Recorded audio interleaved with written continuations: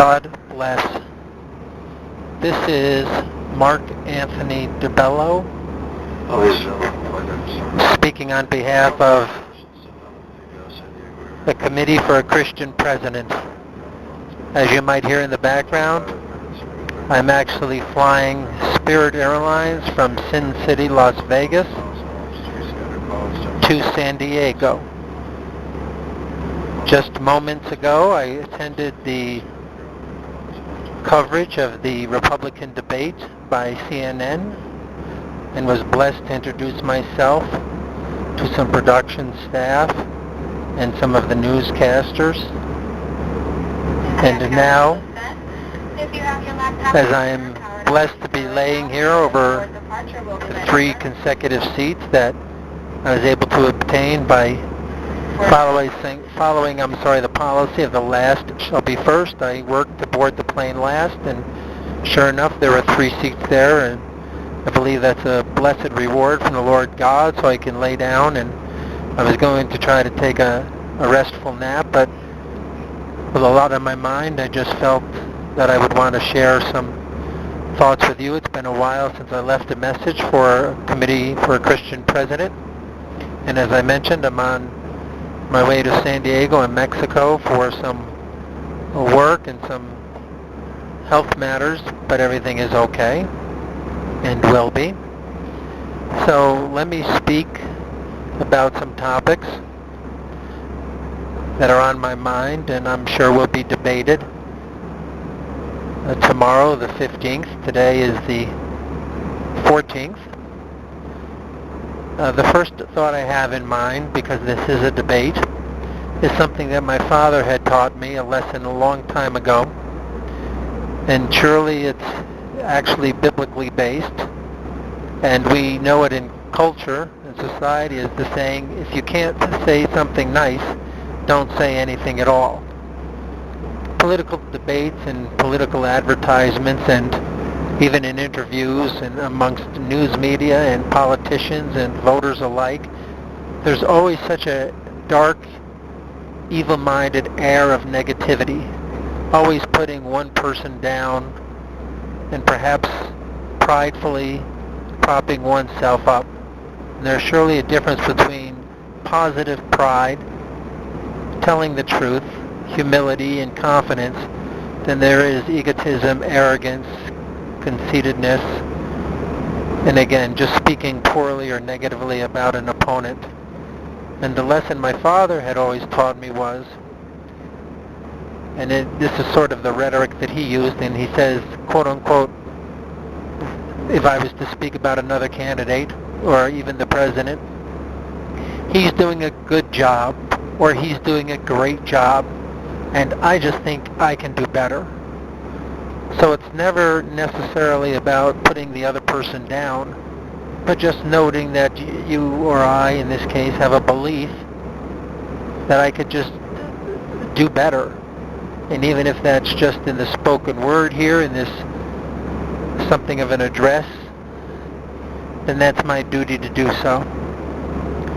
So you won't hear me speak negatively of other people. None amongst us is perfect. Only God. We all have good and we all have bad. We all have positive and negative.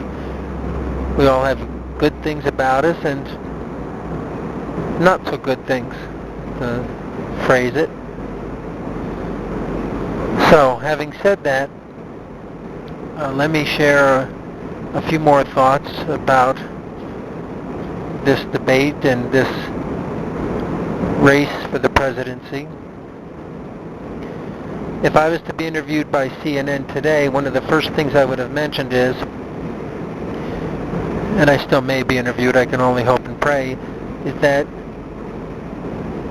the greatest speech I heard on this soil, on U.S. soil, I believe in the 1776, so what's that, 230 years of this nation's existence, 240 years, I'm sorry, nearing 240 years, was the speech of Pope Francis at the Festival of Families when he was recently here from Philadelphia. If the politicians and the voters and the citizens of this nation would all listen to that speech we would have a more godly, blessed, and however that manifests itself, it could be spiritually, it could be emotionally, it could be physically, it could be mentally, it could be financially, whatever the case may be, we would be more blessed if we just adhere to certain principles of life and the meaning of life. And as you've heard me say before, I would immediately outlaw abortion. And again, to outlaw something, it's a sin. And if something is a sin, it should certainly be illegal. It's not the government is not God. God is God. But you can rest assured that if it's a commandment-breaking sin, it's in the best interest of a nation that that act be illegal. So I would immediately outlaw things like the death penalty, abortion, euthanasia, which is physician-assisted suicide, drugs, alcohol. I mean, these things are all scripturally sound principles and practices to live by, to not only increase one's life and the love amongst the lives of a nation or the peace amongst them, but surely as it equates toward reaching our eternal home in heaven. I mean, that's really the goal. This life is, and you often hear the question, what is the meaning of life? The meaning of life is this, it's twofold. One, it's a gift. It's just strictly a gift from God, and how we use that gift reflects on our belief and gratefulness to Him. And the second meaning of this life is to have a relationship with God, and how that manifests itself while we're in this life form. Because prayerfully in eternity we'll have a relationship, a different body, a different way of existing with Him. But right now, it's about keeping a communication, a relationship, a father and child, divine family unit with Him. And that goes for all the people of the world, and surely the citizens of this United States of America. So anything that doesn't relate to love, life, or peace is probably satanic and ungodly. Now, when it comes to these candidates, and you hear people use words like conservative and evangelical and right-wing, I'm not an evangelical, I'm not a conservative, I'm not a right-winger, I'm a Christian. To be a Christian means to be to the extreme of conservatism.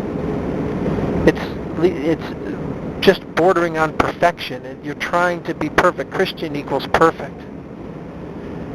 Now, are we? No. But it is our goal to be so. And to me, the greatest or best candidate, or the Caesar of this new unholy Roman Empire, is the person who's the most Christian, the most godly, the most perfect. And the Bible says we know a man by his fruit. We know a woman by their words, and the same with a man. Our words speak from the abundance of our heart. So if you hear anybody speaking about anything that doesn't sound like love or life or peace, it's probably satanic. And now, let me say this about these men who are running for office, and then I'm going to equate it to a subject that's on everybody's mind, and that's going to be some evil-minded group like ISIS. I had mentioned long ago, and you will know this to be true, that this is an unholy Roman Empire, and that it's going to collapse. There's no doubt about it. It's just a matter of survival and trying to make the best of it until it does. And surely, to perfection, we want to do that. And back in the days of the Roman Empire, there were barbarians, and the empire got into a prolonged battle with these barbarians, and they had ideologies, and they were spiritually based, religiously based, and it's no difference today. I even mentioned when Al-Qaeda was the big enemy, and then the U.S. went to fight and to kill Al-Qaeda. You can't kill evil, and you definitely can't kill evil with evil. You can only have it be destroyed through godliness and love and peace and a respect for all life. So after Al-Qaeda now springs ISIS, and rest assured there'll be another group after ISIS. There'll always be evil in the world. There'll always be, as far back as Abraham and his sons, Jacob and Isaac, you're going to have a dissension between the Islamic religion and the Christian religion, or even the Jewish religion, the Jewish faith. I mean, ISIS, these Muslims are praying 5 times a day, and whether they call it radicalized or extremism, there's no call to ever murder anybody. There's no reason to war. Jesus never warred. When he was alive, there were no wars on the planet for the 33 years he was alive. There's never a reason to attack. There's never a reason to be proactive and to attack before actually being attacked. There's actually the mindset that the U.S. military should have and the government is to be in a defensive posture, to strictly just defend itself. You have to go out warring with other nations. And again, so whether it's Al-Qaeda or ISIS, there'll always be some extremist group. Maybe it's not, they're not Islamic. It could be from within. It could be even Christian extremists. There were the Crusades that were ungodly and wrong. There's no reason to ever war or to kill. So having said that, I had projected that once we decided to invade ISIS, we're not going to, or attack ISIS, we're not going to win that war, and we're not.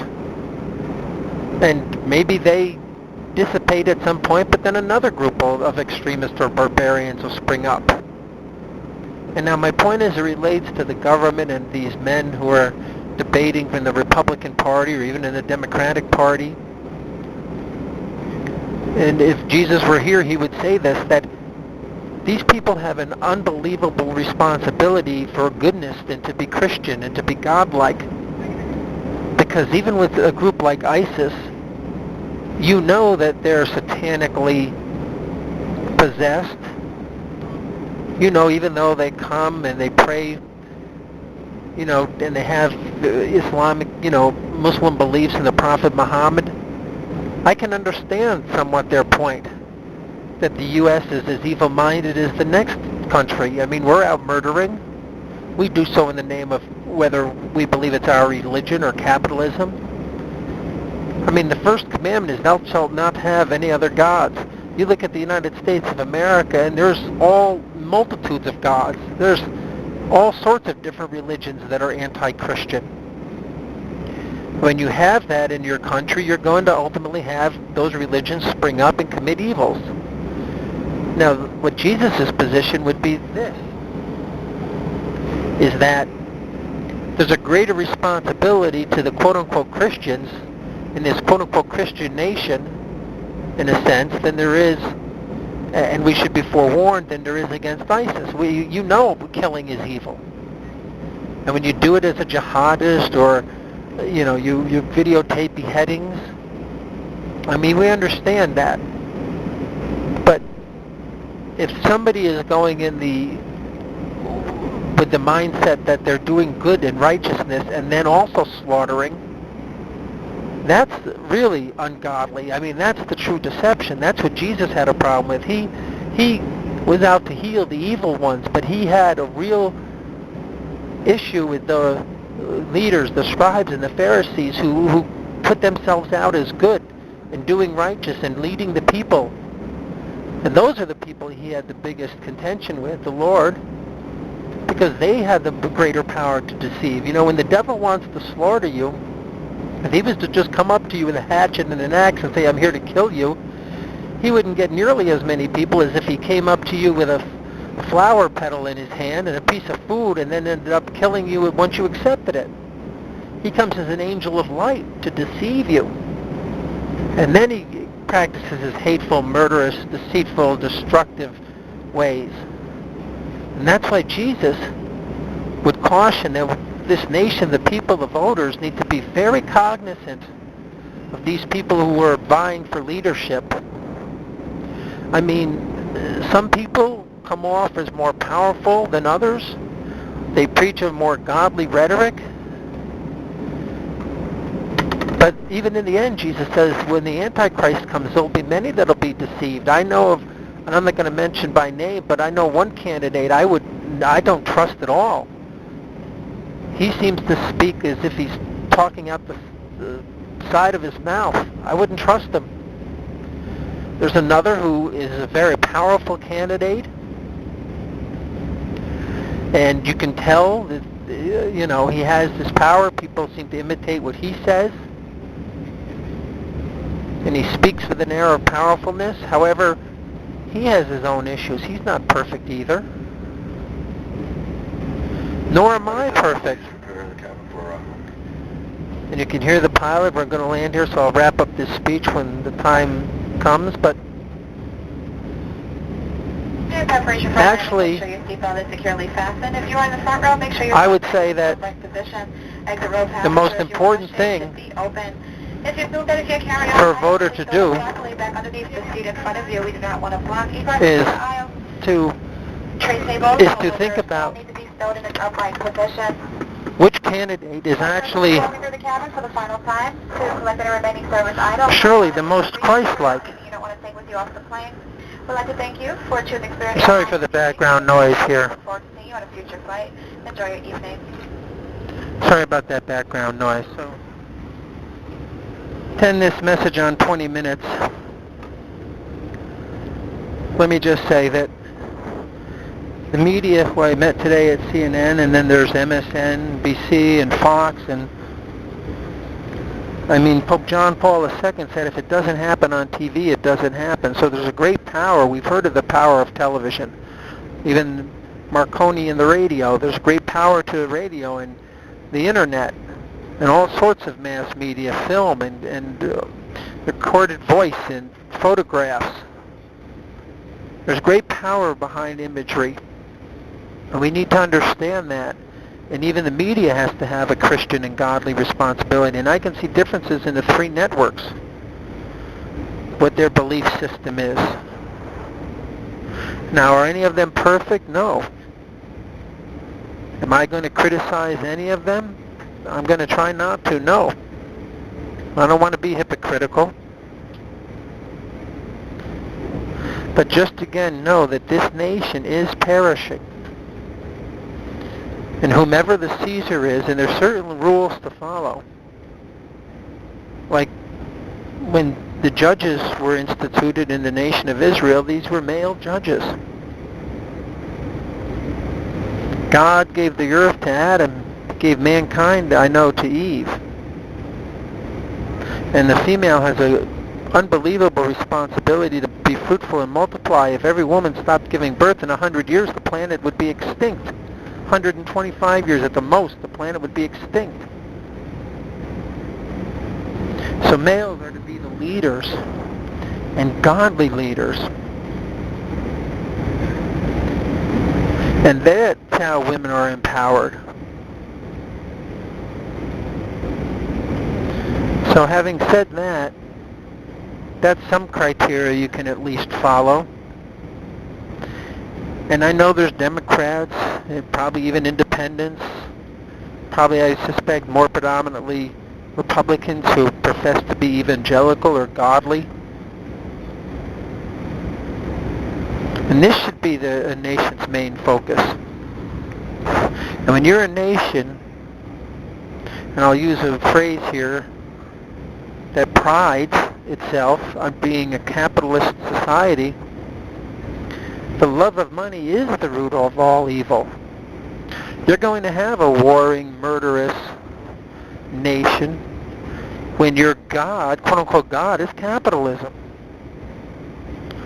Your purpose is to glorify God, appreciate God, this life as a gift, and have that godly relationship with God and protect life and defend life.